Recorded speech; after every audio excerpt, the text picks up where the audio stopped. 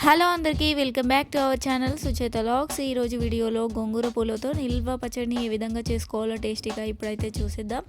గోంగూరలో ఐరన్ ఎక్కువగా ఉండడం వల్ల హిమోగ్లోబిన్ ఇంప్రూవ్ అవ్వడానికి హెల్ప్ అవుతుంది. దీంట్లో విటమిన్ సి ఉంటుంది కాబట్టి ఇమ్యూన్ సిస్టమ్ స్ట్రాంగ్ అవ్వడానికి బాగా పనిచేస్తుంది. అండ్ డైజెషన్ ఇంప్రూవ్ అవ్వడానికి గోంగూరకి లైట్ ఎసిడిక్ నేచర్ ఉంటుంది. సో డైజెషన్ అయితే ఈజీగా చేస్తుంది. అండ్ దీంట్లో యాంటీ ఆక్సిడెంట్స్ ఉంటాయి కాబట్టి స్కిన్ గ్లో అండ్ బాడీ డిటాక్స్కి యూస్ఫుల్గా అవుతుంది.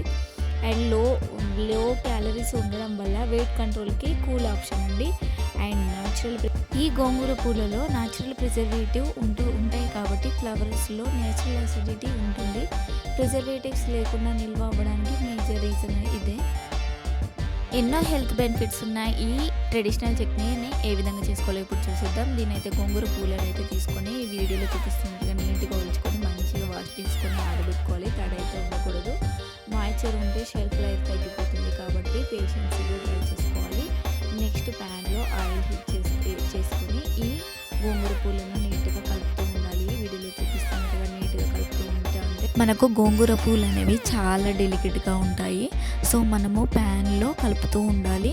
ఇవి కలుపుతూ ఉంటా అంటే మనకు గిన్నె అనేది అడగంటకుండా ఉంటుంది. అండ్ లో ఫ్లేమ్లో మనం ఇవి కుక్ చేసుకోవాలి.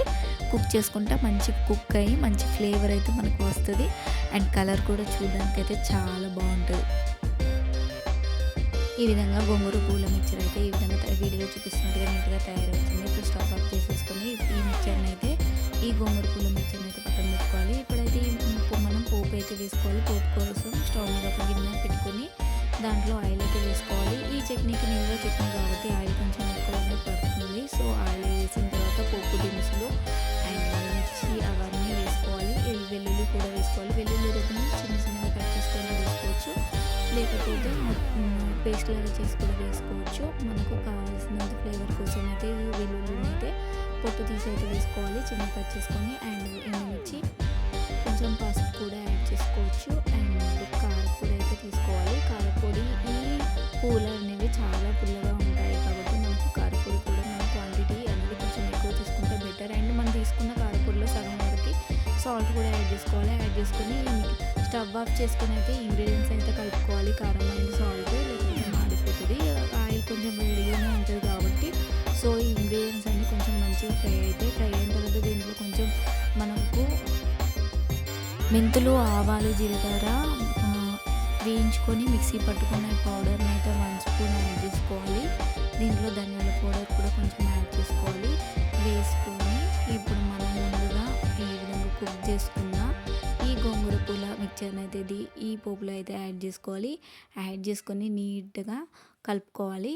ఈ ధనియాల పొడి పసుపు అయితే నేను ముందు మర్చిపోయాను. సో తర్వాత మళ్ళీ యాడ్ చేసుకొని ఈ విధంగా కలుపుకుంటూ ఉంటున్నాను. కలుపుకున్న తర్వాత ఇప్పుడు ఈ గోంగూర పుల్ల మిక్చర్ అంతా కలిసేలాగా ఈ కారంలో ఈ పోపులో అయితే మంచిగా కలిసేలాగానైతే నీట్గా కలుపుకోవాలి. ఎంత మంచిగా నీట్గా కలుపుకుంటే అంత మంచిగా కలిసిపోయి టేస్ట్ అనేది చాలా బాగుంటుంది. అండ్ మనం యూజ్ చేసే ఈ గిన్నెలు కూడా చాలా డ్రైగా ఉండాలి. తడి అనేది లేకుండా చూసుకోవాలి. అలా అయితే ఎక్కువ రోజులు మనకు నిల్వ ఉంటుంది చట్నీ అనేది. ఈ విధంగా మొత్తం అంతా నీట్గా కలుపుకున్న తర్వాత వీడియోలో చూపిస్తున్నట్టుగా మంచిగా ఊరుతుంది. తర్వాత దీన్ని మనం ఎయిర్ టైట్ కంటైనర్ బాక్స్లో వేసుకొని నిల్వ చేసుకుంటే ఎక్కువ రోజులైతే నాకైతే నిల్వ ఉంటుంది. ఈ చట్నీ వేడి వేడి అన్నంలో తింటే టేస్ట్ అయితే అదిరిపోతుంది. కంపల్సరీ అయితే ట్రై చేయండి. ఈ చట్నీ ట్రెడిషనల్ రెసిపీ అండ్ చాలా యూస్ఫుల్ బెనిఫిట్స్ ఉన్న ఈ హెల్దీ రెసిపీని కంపల్సరీ ట్రై చేయండి. ఈ వీడియో కనుక నచ్చినట్లయితే లైక్, షేర్, కామెంట్ చేయండి. ఇలాంటి ట్రెడిషనల్ రెసిపీస్ కోసం మన ఛానల్ని సబ్స్క్రైబ్ చేసుకోవడం మర్చిపోద్దు. Thanks for watching.